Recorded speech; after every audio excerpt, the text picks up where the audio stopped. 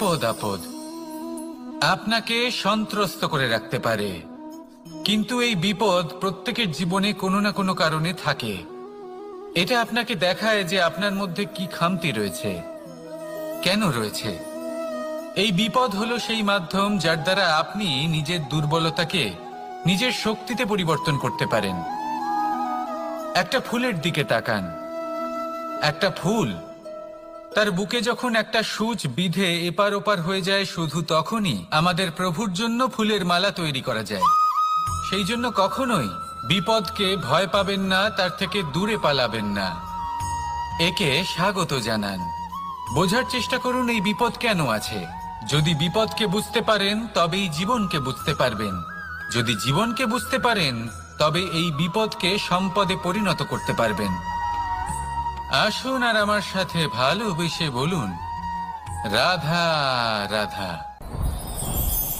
কখনো কখনো মনে এই ভাবনা আসতেই পারে যে ঈশ্বর আজ পর্যন্ত এত রূপে অবতীর্ণ হয়েছেন, এতবার এই পৃথিবীতে এসেছেন, তারপরেও এই সংসারে কোথাও না কোথাও এই পাপ বসবাস করে। এটার কারণ কি? এটার কারণ আমরা স্বয়ংই। যখন কোনো ব্যক্তি এই পৃথিবীর পথপ্রদর্শন করে, এই সংসারকে উচিত দিশা দেখায়, এই সংসারের মঙ্গল করে, আমরা সেই ব্যক্তিকে মানুষ থেকে ঈশ্বর বানিয়ে ফেলি। সেই ব্যক্তির পতন স্বয়ং আমাদের হাতেই হয়ে যায়, কারণ সেই ব্যক্তি তার শ্বাস প্রশ্বাসের জন্য হয় না। সেই ব্যক্তি হলো সেই ভাবনা যা সে এই সংসারকে প্রদান করেছে। আমরা সেই ব্যক্তির ভাবনাটারই অন্ত করে দিই। এটা উচিত নয়। আমরা ওনাকে প্রভু মেনে নিই। প্রভু মানার পর আমরা ওনার কাছে প্রার্থনা করি, হে প্রভু আমাদের সাহায্য করুন। যদি উনি প্রভুও হন, তাও উনি পৃথিবীতে এসেছেন মনুষ্য রূপে। যা কর্ম করেছেন, যা শক্তি প্রাপ্ত করেছেন, এই দেহ থেকেই প্রাপ্ত করেছেন। আপনাদের এটা বোঝানোর জন্য যে এই কাজ আপনিও করতে পারেন। যারা সৎ আত্মা থাকেন তাদের জন্য সর্বশ্রেষ্ঠ শ্রদ্ধাঞ্জলি হলো এটাই যে আপনি তাদের পদচিহ্ন অনুসরণ করে চলুন। না ওনাদের স্মরণে থাকুন, না পুষ্পের মালা ওনাদের চরণে রাখুন, বরং তাদের ভাবনাকে অনুসরণ করে সেই ভাবনা নিয়ে এগিয়ে চলুন। এটা না শুধু আপনার জন্য, বরং সমগ্র সংসারের জন্য লাভদায়ক। তাহলে এটাই করুন আর আমার সাথে ভালোবেসে বলুন, রাধা রাধা। যখন কঠোর রোদে আমাদের শরীর উত্তপ্ত হয়ে যায়, আমরা গরম অনুভব করি, তখনই যদি বর্ষা হয় আর বৃষ্টির জলের ফোঁটা আমাদের শরীরে এসে পড়ে, তখন কেমন অনুভূতি হয়? বর্ষার এই জলের ফোঁটা যখন ধরিত্রীতে পড়ে, তখন যে নাদ উৎপন্ন হয়, মনে হয় যেন এক সঙ্গীত।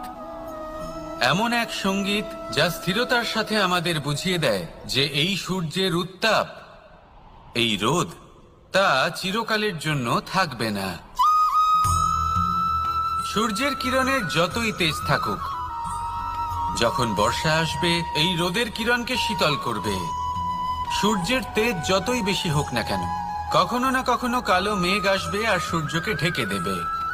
অর্থাৎ এই প্রকৃতি আমাদের শিক্ষা দেয় যে কারোর প্রকাশ, যে কারোর মেধা চিরকাল টিকে থাকে না। এবার যদি কথা বলি অন্ধকারের বিষয়ে, তবে রাত্রির কালো অন্ধকারকে একটা জোনাকির আলো পরাজিত করে। অর্থাৎ অন্ধকারও চিরকালের জন্য বজায় থাকে না। এটা কি আমরা বুঝলাম? তবে আপনাদের দুটো সহজ প্রশ্ন করব। জীবনে যখন কিছুই আপনাদের সাথে চিরকাল থাকবে না, তাহলে অহংকার কি নিয়ে? আর জীবনে যদি প্রত্যেক দুঃখ, বিপদ, সমস্যা একটা সময়ের পর আপনাকে ছেড়ে চলে যায়, তাহলে পরাজয় মানবেন কেন? এই দুশ্চিন্তা ত্যাগ করুন, এই অহংকার ত্যাগ করুন, আসক্তি ত্যাগ করুন আর আমার সাথে ভালোবেসে বলুন, রাধা রাধা। পুরুষার্থ। শাস্ত্রে 4 ধরনের পুরুষার্থের কথা বলা হয়েছে। প্রথম হলো ধর্ম। আপনি কি জানেন এই ধর্ম আসলে কি? আপনার কি মনে হয় ধর্ম আসলে কি? কোনো বিশেষ ঈশ্বরকে মানাই কি ধর্ম বলা হয়? নাকি কোনো বিশেষ রীতি পালন করাই হলো ধর্ম? নাকি কোনো বিশেষ সাহিত্যকে সর্বশ্রেষ্ঠ মনে করাই হলো ধর্ম? না, ধর্ম হলো সেটা যাকে ধারণ করা যেতে পারে। আর ধারণ শুধু সেটাই করা যায় যা পবিত্র। পবিত্র শুধু তাকেই বলা হয় যা নিঃস্বার্থ, যার মধ্যে শাসন করার কোনো ইচ্ছে নেই, যা সরলভাবেই প্রবাহমান, জল এবং বায়ুর মতো। যখন কোনো ব্যক্তি ধর্মকে ধারণ করেন এবং সেই ধর্ম সেই ব্যক্তিকে রক্ষা করে, তখন তাকে ধর্ম বলা হয়। ধর্ম যা রক্ষা করে অহংকার থেকে, খারাপ চিন্তার হাত থেকে। সেই জন্য পুরুষার্থ গড়ে তোলার আগে, ধর্ম পালন করার আগে ধর্মের প্রকৃত অর্থ কি সেটা বুঝে নিন। এটা জেনে রাখুন যে সমস্ত ধর্মের আধার, সমস্ত ধর্মের ভিত শুধুমাত্র ভালোবাসা। আসুন আর এই ভালোবাসার সাথেই বলুন রাধা রাধা। জীবনে শিখরে পৌঁছানোর জন্য মানুষের কি প্রয়োজন হয়ে থাকে? সিঁড়ির। কিন্তু তাও প্রত্যেক মানুষ, প্রত্যেক ব্যক্তি শিখরে পৌঁছতে পারেন না। এর কারণ কি? কারণ একটা হতে পারে যে মানুষ কল্পনা করতে থাকেন কিন্তু সিঁড়ি খুঁজে পান না। কিছু মানুষ খুঁজে নেন কিন্তু তা পেয়ে এতটাই প্রসন্ন হয়ে যান যে তারপর আর কোনো কর্মই করেন না। খুব সোজা ব্যাপার। অনেক মানুষ সিঁড়ি খুঁজে পান না, আর যদি পেয়েও যান তাও যতক্ষণ না তাতে চড়ছেন সেই শিখরে পৌঁছবেন কি করে? যতক্ষণ না আপনি পরিশ্রম করছেন, যতক্ষণ না সেই সিঁড়িতে আপনি চড়ছেন, যতক্ষণ না ক্লান্ত হচ্ছেন, আপনার পায়ে হাঁটুতে ব্যথা না হচ্ছে, ততক্ষণ এই শিখরে পৌঁছানোর সৌভাগ্য লাভ করতে পারবেন না। তাহলে কল্পনার সাথে কর্ম করুন, পরিকল্পনার সাথে পরিশ্রম করুন, সব কিছু পাবেন। আসুন আমার সাথে ভালোবেসে বলুন রাধা রাধা। সমস্যা, কঠিন সময়, সংকট, বিপদ কার জীবনে নেই? প্রত্যেকের জীবনে আছে। কিন্তু আমাকে একটা কথা বলুন, যদি নৌকায় ঢেউকে ভয় পেতে শুরু করে তাহলে সাগর পার করবে কে? কখনো কোনো ছোট্ট পিঁপড়েকে দেখেছেন যে আকারে হয়তো ছোট হতে পারে কিন্তু বড় শিক্ষা দিয়ে যায়? কিন্তু আমরা শিখি না। এবার দেখুন একটা পিঁপড়েকে যে ভোজনের খোঁজে বাইরে বের হয়, একটা ছোট্ট দানা তুলে নেয়। ছোট দানা তোলে কারণ তার থেকে বেশি সে তুলতেই পারবে না। সে দানা নিয়ে চলতে শুরু করে, কোনো দেওয়ালে উঠে পড়ে, আবার পড়েও যায়। সেই দানা দূরে কোথাও একটা পড়ে যায়, তা আবার খোঁজে, তুলে নেয়, আবার চলতে থাকে। পড়ে যায় আবার ওঠে, পড়ে যায় আবার ওঠে। সেই দানাটা রেখে দেয়, আবার বেরিয়ে পড়ে ভোজনের খোঁজে। পরিশ্রম করতে থাকে কিন্তু হার মানে না। এই শিক্ষাই তো আমাদের প্রাপ্ত করতে হবে। নিরন্তর পরিশ্রম আর নির্ভীক হয়ে কর্ম করে যেতে হবে। এটাই হলো সাফল্যের মাধ্যম, এটাই হলো জয়ের মন্ত্র, অচ্যুত অজয় অস্ত্র। তাহলে আসুন আর আমার সাথে ভালোবেসে বলুন রাধা রাধা। বিপদ আপদ আপনাকে সন্ত্রস্ত করে রাখতে পারে, কিন্তু এই বিপদ প্রত্যেকের জীবনে কোনো না কোনো কারণে থাকে। এটা আপনাকে দেখায় যে আপনার মধ্যে কি খামতি রয়েছে, কেন রয়েছে। এই বিপদ হলো সেই মাধ্যম যার দ্বারা আপনি নিজের দুর্বলতাকে নিজের শক্তিতে পরিবর্তন করতে পারেন। একটা ফুলের দিকে তাকান।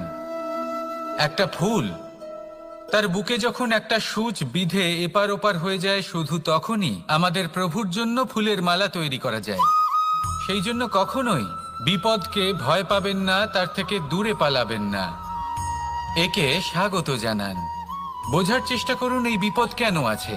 যদি বিপদকে বুঝতে পারেন তবেই জীবনকে বুঝতে পারবেন। যদি জীবনকে বুঝতে পারেন তবে এই বিপদকে সম্পদে পরিণত করতে পারবেন। আসুন আর আমার সাথে ভালোবেসে বলুন রাধা রাধা।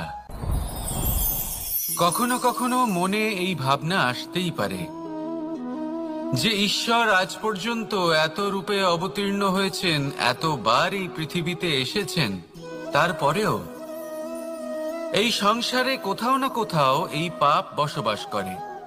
এটার কারণ কি? আর সেই শাবকের ওপর আক্রমণ করল, যা হলো একটা ঘোর এটার কারণ আমরা স্বয়ংই। যখন কোনো ব্যক্তি এই পৃথিবীর পথপ্রদর্শন করে, এই সংসারকে উচিত দিশা দেখায়, এই সংসারের মঙ্গল করে, আমরা সেই ব্যক্তিকে মানুষ থেকে ঈশ্বর বানিয়ে ফেলি। সেই ব্যক্তির পতন স্বয়ং আমাদের হাতেই হয়ে যায়, কারণ সেই ব্যক্তি তার শ্বাস প্রশ্বাসের জন্য হয় না। সেই ব্যক্তি হলো সেই ভাবনা যা সে এই সংসারকে প্রদান করেছে। আমরা সেই ব্যক্তির ভাবনাটারই অন্ত করে দিই। এটা উচিত নয়। আমরা ওনাকে প্রভু মেনে নিই। প্রভু মানার পর আমরা ওনার কাছে প্রার্থনা করি, হে প্রভু আমাদের সাহায্য করুন।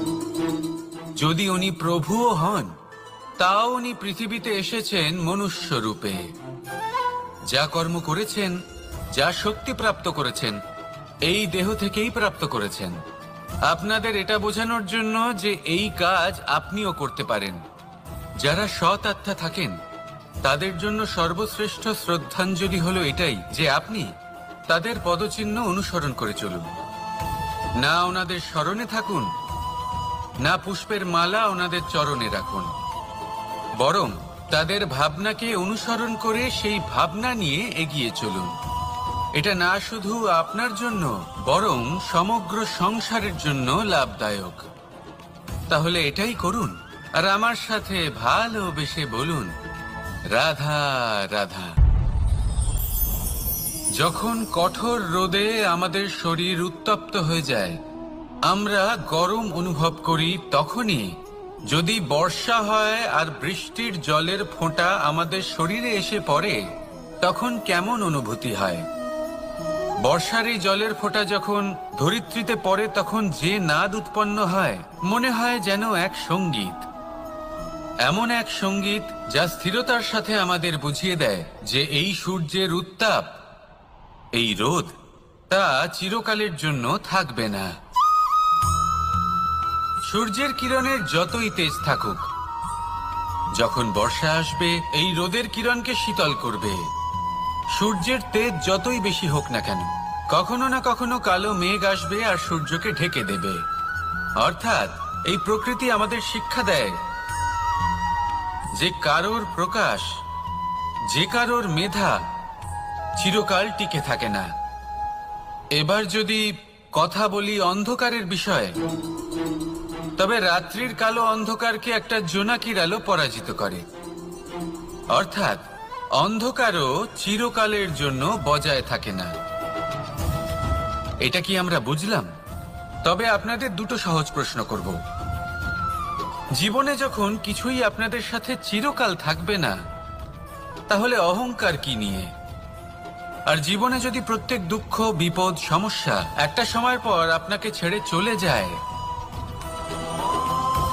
তাহলে পরাজয় মানবেন কেন? এই দুশ্চিন্তা ত্যাগ করুন, এই অহংকার ত্যাগ করুন, আসক্তি ত্যাগ করুন, আর আমার সাথে ভালোবেসে বলুন, রাধা রাধা। পুরুষার্থ। শাস্ত্রে 4 ধরনের পুরুষার্থের কথা বলা হয়েছে। প্রথম হলো ধর্ম। আপনি কি জানেন এই ধর্ম আসলে কি? আপনার কি মনে হয় ধর্ম আসলে কি? কোনো বিশেষ ঈশ্বরকে মানাই কি ধর্ম বলা হয়? নাকি কোনো বিশেষ রীতি পালন করাই হলো ধর্ম? নাকি কোনো বিশেষ সাহিত্যকে সর্বশ্রেষ্ঠ মনে করাই হলো ধর্ম? না, ধর্ম হলো সেটা যাকে ধারণ করা যেতে পারে। আর ধারণ শুধু সেটাই করা যায় যা পবিত্র। পবিত্র শুধু তাকেই বলা হয় যা নিঃস্বার্থ, যার মধ্যে শাসন করার কোনো ইচ্ছে নেই, যা সরলভাবেই প্রবাহমান, জল এবং বায়ুর মতো। যখন কোনো ব্যক্তি ধর্মকে ধারণ করেন, এবং সেই ধর্ম সেই ব্যক্তিকে রক্ষা করে, তখন তাকে ধর্ম বলা হয়। ধর্ম যা রক্ষা করে অহংকার থেকে, খারাপ চিন্তার হাত থেকে। সেই জন্য পুরুষার্থ গড়ে তোলার আগে, ধর্ম পালন করার আগে ধর্মের প্রকৃত অর্থ কি সেটা বুঝে নিন। এটা জেনে রাখুন যে সমস্ত ধর্মের আধার, সমস্ত ধর্মের ভিত শুধুমাত্র ভালোবাসা। আসুন আর এই ভালোবাসার সাথেই বলুন রাধা রাধা। জীবনে শিখরে পৌঁছানোর জন্য মানুষের কি প্রয়োজন হয়ে থাকে? সিঁড়ির। কিন্তু তাও প্রত্যেক মানুষ, প্রত্যেক ব্যক্তি শিখরে পৌঁছতে পারেন না। এর কারণ কি? কারণ একটা হতে পারে যে মানুষ কল্পনা করতে থাকেন কিন্তু সিঁড়ি খুঁজে পান না। কিছু মানুষ খুঁজে নেন কিন্তু তা পেয়ে এতটাই প্রসন্ন হয়ে যান যে তারপর আর কোনো কর্মই করেন না। খুব সোজা ব্যাপার। এই ধৈর্যের সাহায্যে আরোহণ করে দেখুন কিভাবে এই বাহন আপনাকে আপনার গন্তব্যে পৌঁছে দেবে। রাধা রাধা। সংসারে এমন একটা ভ্রান্ত ধারণা রয়েছে যে সবকিছু ভাগ্যের দ্বারা পাওয়া যায়, কিন্তু ভাগ্য, প্রারব্ধ এ তো সকলের জন্যই সমান হয়। এটা তো ব্যক্তির উপরে নির্ভরশীল হয়, তার আকাঙ্ক্ষার উপরে নির্ভরশীল হয়, বাসনার উপরে নির্ভরশীল হয়, স্বভাবের উপরে নির্ভরশীল হয় যে উনি সেটা নিয়ে কি করেন। দেখুন, এই প্রসাদ কিন্তু সকলকেই দেওয়া হয়, কিন্তু তা গ্রহণ করবেন কিভাবে সেটা ব্যক্তির উপরে নির্ভর করে। আপনাকে এক উদাহরণ দিই। যেমন ধরুন, দুজন মানুষকে আমি একটা করে মাটির ডেলা দিলাম, সেটা নিয়ে তারা কি করবেন? একজন মানুষ তার ছোট ছোট ডেলা বানাবেন আর পথযাত্রীদের ওপরে ছুঁড়ে মারবেন।